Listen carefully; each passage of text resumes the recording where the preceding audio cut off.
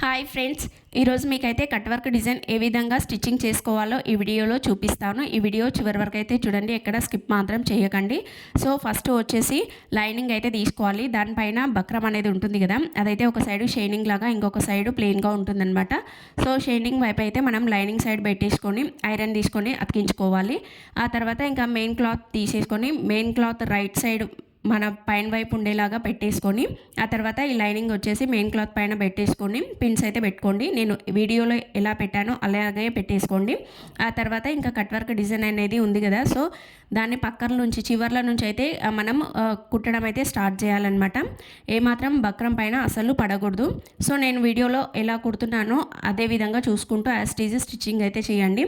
So పాదం పైన వైపు కింద వైపు అలా పైనకి కిందికి అనుకుంటూ చూసుకుంటూ జాగ్రత్తగా కట్ వర్క్ డిజైన్ అనేది స్టిచ్చింగ్ అయితే చేయాలి.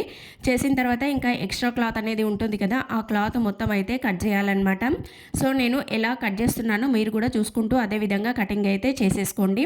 సో ఈ కట్ వర్క్ డిజైన్ కట్ చేయడం కొద్దిగా కష్టం అనమాట, అందుకే కొంచెం జాగ్రత్తగా చూసుకుంటూ కట్ చేయండి.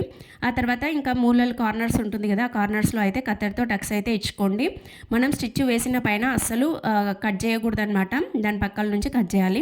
ఆ తర్వాత నెక్స్ట్ వచ్చేసి ఇంకా సీదా అయితే తీసేసుకోండి. సో 2 ఫింగర్స్ అనేది లోపల పెట్టేసి ఉల్టా అనేది తీసుకోవాలన్నమాట. ఆ విధంగా తీసుకుంటే కట్ వర్క్ డిజైన్ అనేది ఫినిషింగ్ అనేది చాలా నీట్గా వస్తుందన్నమాట.